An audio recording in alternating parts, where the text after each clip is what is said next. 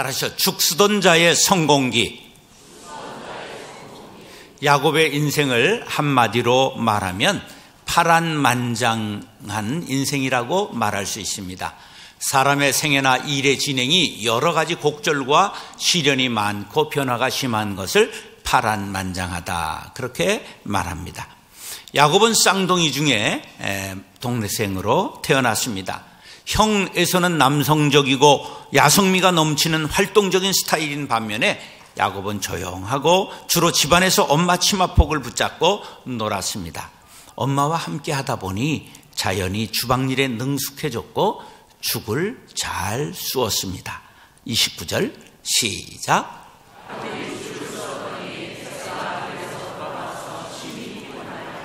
밥 짓기가 쉬워요? 죽 쓰기가 쉬워요? 어느 게 어려워요? 안 해봤어요? 죽을 쓰는 게 훨씬 어렵죠. 저 주어야 되잖아요. 그런데 매일 죽을 쓰는 야곱에게는 식은 죽 먹는 것처럼 죽 쓰는 게 쉬웠어요. 그래서 그때 참죽, 본죽 그런 것이 나왔대요.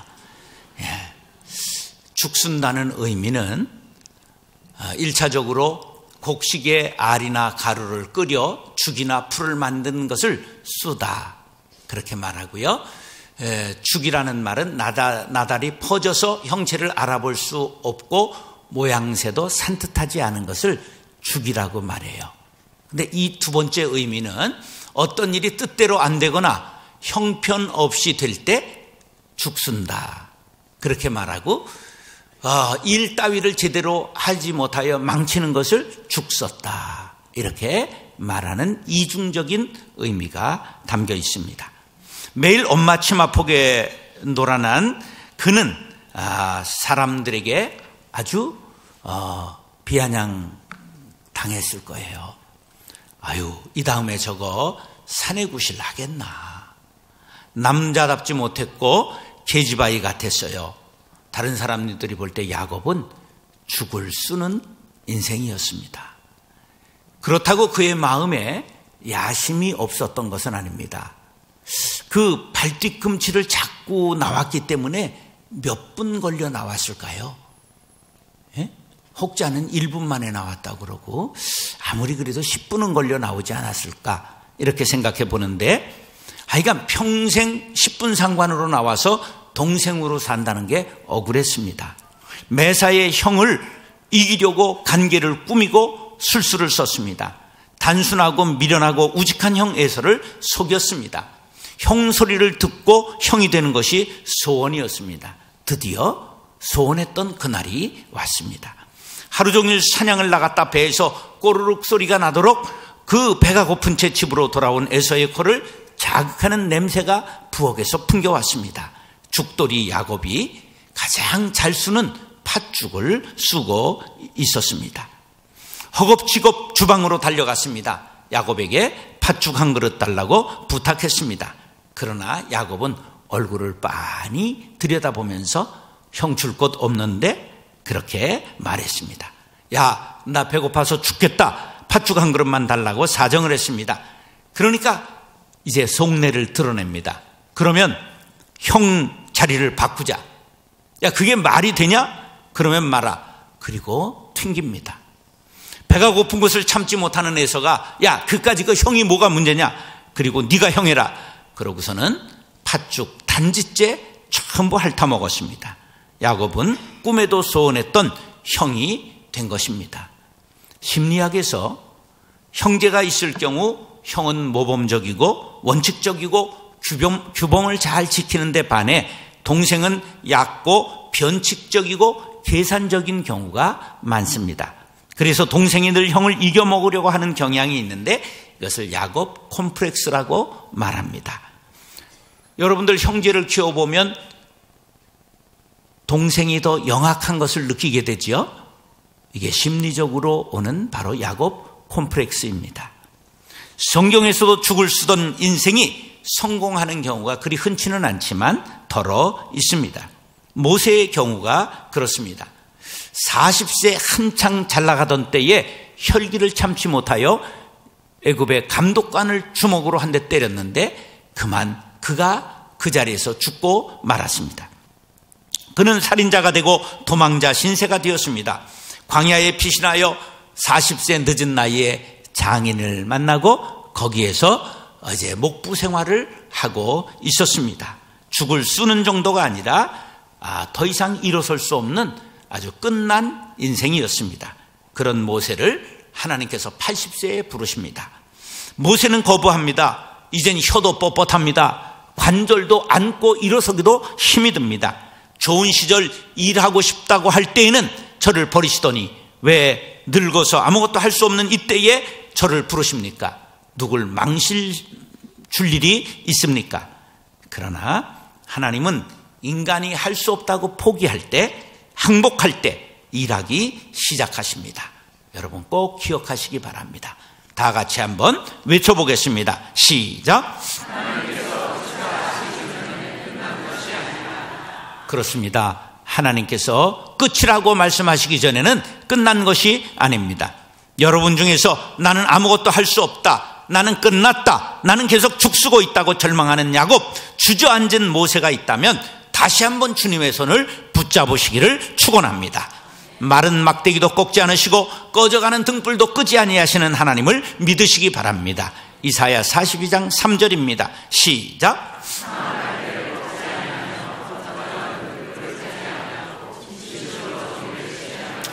뿐만 아니라 하나님은 약한 자를 들어 강한 자를 꺾으시는 하나님이십니다. 고린도전서 1장 27절로 29절 시작.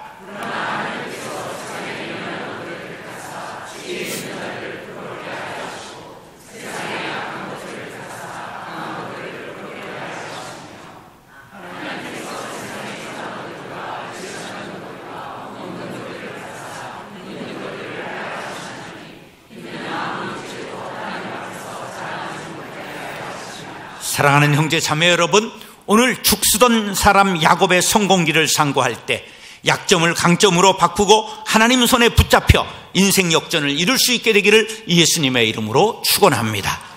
따라서 너무나 인간적인 사람.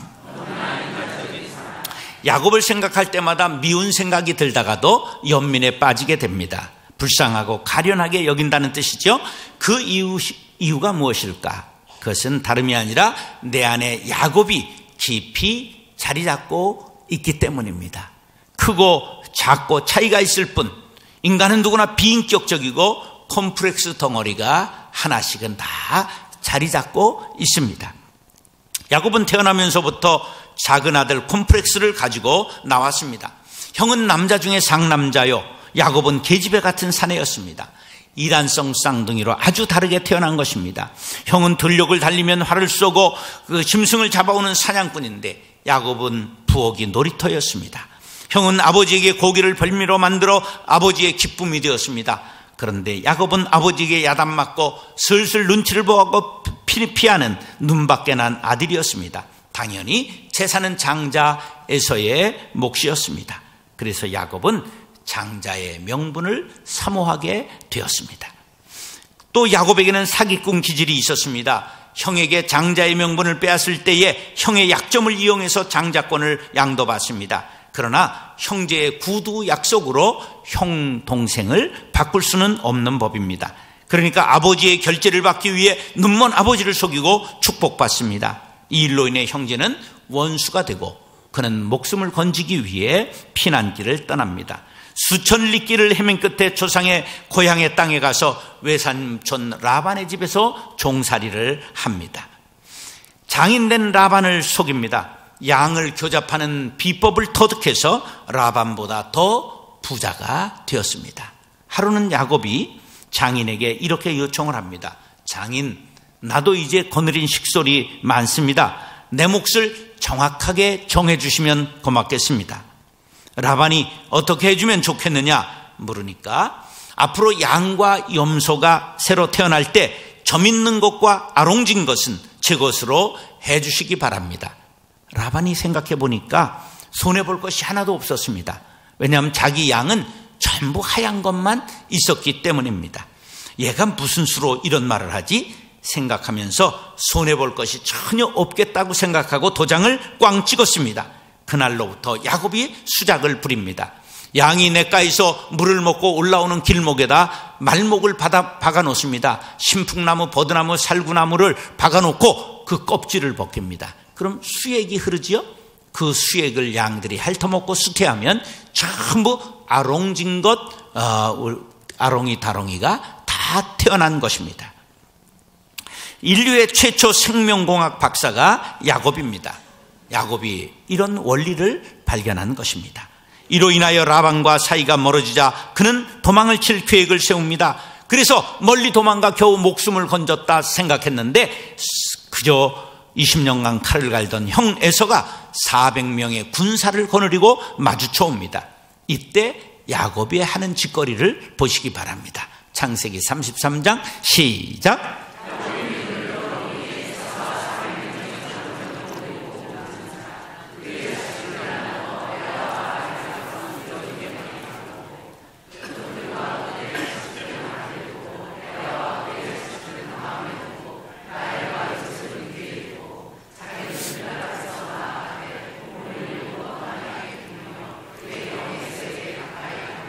이게 무슨 내용이냐 하면 지금 적이 쳐들어오는데 그 형 에서에게 사람들을 보내면서 어떻게 보내느냐 하면 제일 미운 마누라하고 그 첩의 자식들은 앞에 1대를 세우고 덜 미운 첩은 2대를 세우고 그 다음에 레아는 3대를 세우고 이쁜 마누라 라헬은 자기하고 맨 뒤에 있는 거예요. 1대, 2대, 3대, 4대. 그게 먼저 미운 순으로 맞아 죽으라고 이렇게 수작을 지금 잔꾀를 부리고 있는 것입니다. 그리고 나서 에서의 마음을 예물을 드리면서 누그러뜨리고 하는 말이 인류 역사상 최상급의 아첨의 말이 창세기 33장 10절에 이렇게 기록되어 있습니다. 시작.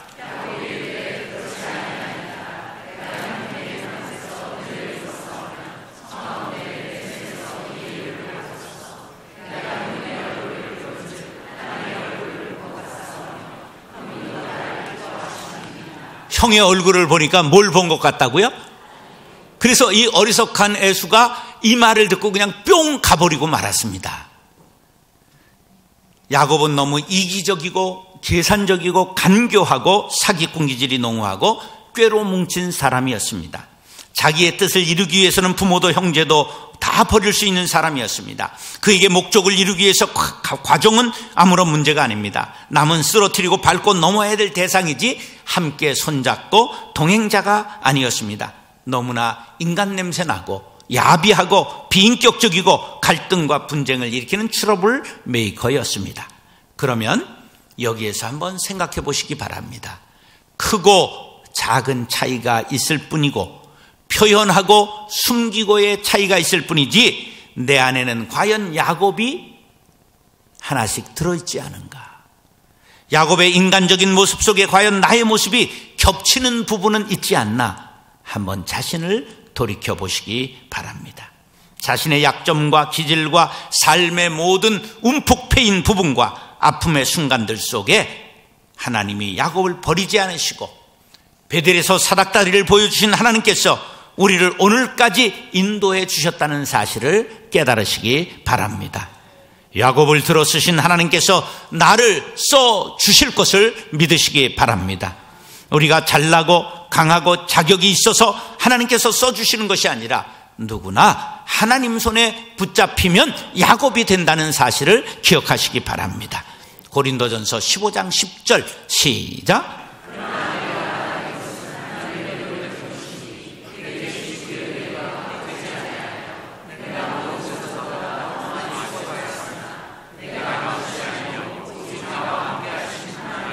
할렐루야. 사랑하는 형제 자매 여러분, 야곱보다 잘난 것 하나 없는 나를 구원해 주시고 이제껏 써주신 것 감사합니다.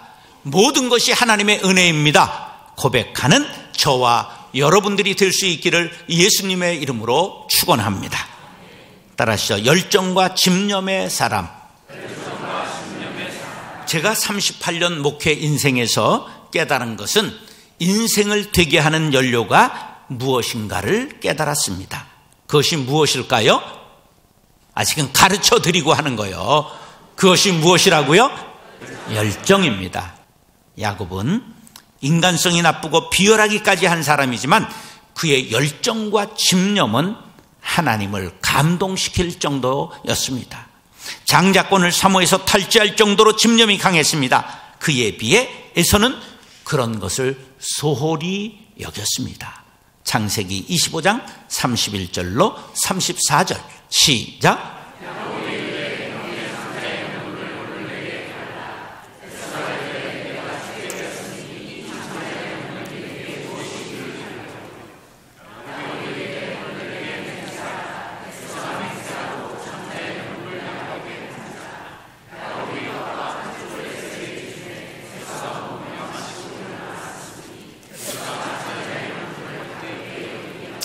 장자의 명분을 어떻게 여겼다고요?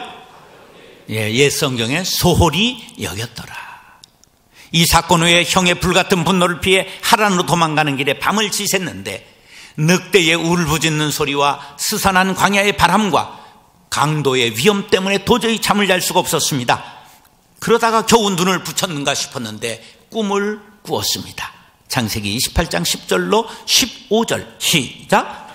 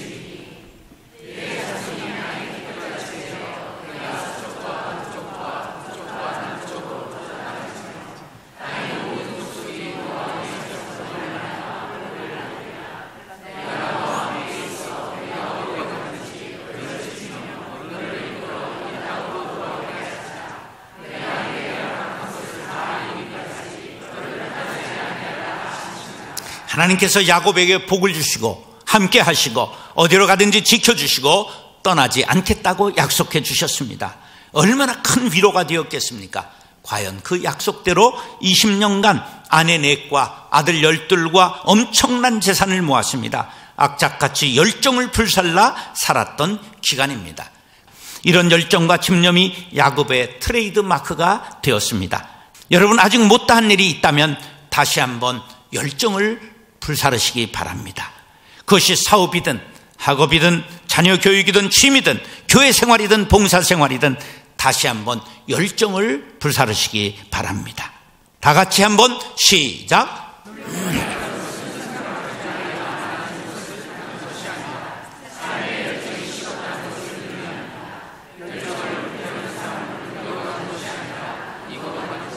세월이 갈수록 열정을 불태우시고 익어가는 분들이 될 수 있기를 간절히 바랍니다. 부활하신 주님께서 라오디게아 교회를 향하여 요한계시록 3장 15절 16절에 이렇게 말씀하셨습니다. 시작.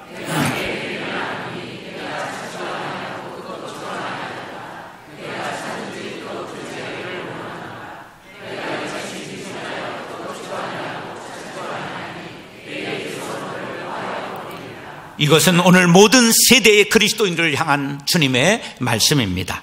사랑하는 형제 자매 여러분, 야곱과 같이 열정을 불사르는 믿음 갖게 되시기를 예수님의 이름으로 축원합니다. 따라서 영적으로 변화된 사람이 한평생 살아가면서 인격이 변하여 고상해져야 합니다. 실력이 변하여 일가를 이루어야 합니다. 의리를 저버리고 배신한다든지 사랑을 저버리고 떠나다든지 마이너스 요인으로 변하면 안 됩니다. 목회하면서 변화된 사람을 볼 때 그 기쁨은 말로 다 할 수가 없습니다. 야곱이 육적인 사람에서 영적인 사람으로 변화된 사건은 야복나루에서 씨름했던 사건을 꼽을 수가 있습니다. 에서의 군대와 맞닥뜨린 절체절명의 위기를 맞이했을 때 야복나루에서 천사와 밤중 내내 씨름했습니다. 밤이 새도록 악착같이 붙잡고 환도뼈가 부러졌는데도 놓지를 않으니까 천사가 그를 축복하고 이름까지 바꾸어 주었습니다. 그래서 발뒤꿈치를 잡은 얌체 같은 사람이 하나님과 겨루어 이긴 이스라엘로 변화한 것입니다. 하나님과 겨루어 이겼다는 것은 악착 같다는 1차의 뜻과 영적으로 기도의 사람이 된 것을 의미하는 2차적 의미가 있습니다. 이전까지는 야곱이 머리를 굴리고 살아갔습니다. 그러나 이제부터는 기도의 사람으로 하나님과 동행하며 살겠다는 뜻입니다. 자기가 자기 문제를 해결하고 살았던 생애를 내려놓고 하나님이 인도하시는 길을 걷게 된 것입니다. 여러분, 인생의 짐이 무겁습니까? 그 짐을 하나님 앞에 내려놓으시기 바랍니다. 야곱과 같이 언약을 붙잡고 강청 기도를 드리시기 바랍니다. 야곱은 이미 하란으로 도망갈 때 베델에서 하나님의 사자가 사닥다리를 오르락 내리락 하는 것을 보았습니다. 이에 대하여 요한복음 1장 51절에 비밀이 담겨 있습니다. 시작.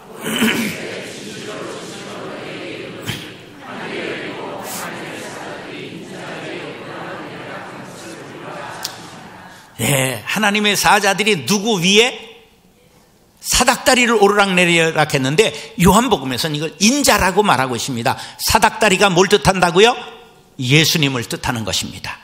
중보자 되시는 성자 예수님을 본 것입니다. 그때 하나님께서 함께 하시고 지켜주시겠다고, 복을 주시겠다고 약속하신 것입니다. 야복나루에서 그 약속을 잊지 않고 붙잡고 간절하게 기도한 것입니다. 그 결과 그는 영적인 사람이 되었습니다.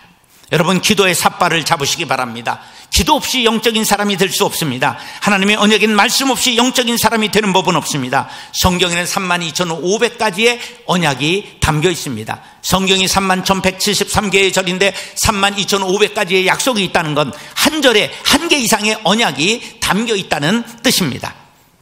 언약을 붙잡고 기도의 삿발을 단단히 잡고 하나님께 간청하시기 바랍니다. 응답해 주실 것입니다. 옛사람을 벗고 새사람이 될 것입니다.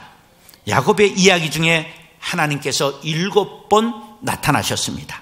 7이라는 수는 완전수입니다. 야곱을 완전케 하시기 위하여 7번 나왔다고 해석할 수가 있습니다. 너무나 인간적이고 냄새나는 야곱도 변하여 새사람을 만드신 하나님이십니다.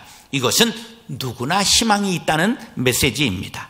나도 가능합니까? 묻는 분이 있다면 누구라도 가능합니다. 야곱의 하나님이 나의 하나님이심을 믿으시면 아멘 하시기 바랍니다.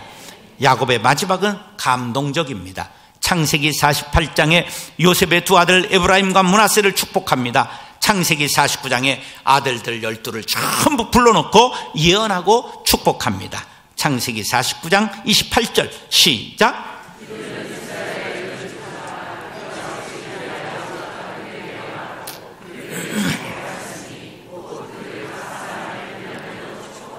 야곱의 12아들이 12지파를 이루고 이스라엘 민족이 된 것입니다. 이것은 바로 야곱의 축복으로 된 것입니다. 여러분, 노년의 자녀들을 축복할 수 있는 가문의 영적 제사장들이 될 수 있기를 축원합니다. 얼마나 가슴 벅찬 장면입니까? 우리들의 신앙이 여정이 이렇게 장엄하고 신령하게 끝을 맺어야 되지 않겠습니까? 자녀들과 손주들을 불러 모두 기도하고 안수해주고 천국으로 갈 수 있는 아름다운 여정이 될 수 있기를 축원합니다. 이사야 58장 11절 그리고 14절 시작.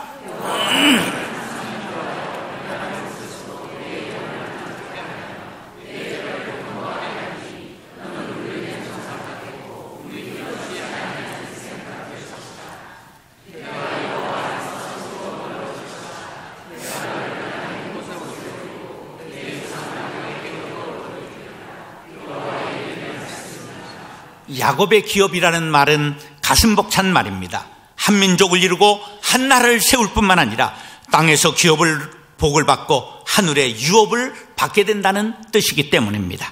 사랑하는 형제 자매 여러분, 야곱이 이스라엘 민족의 조상이 되었습니다. 야비한 사람 야곱이 신령한 사람이 되었습니다.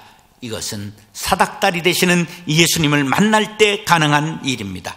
예수님을 만나 이 땅에서 기업을 받고 천국에서 영생복락을 누리는 야곱의 후예들이 될 수 있기를 예수님의 이름으로 축원합니다.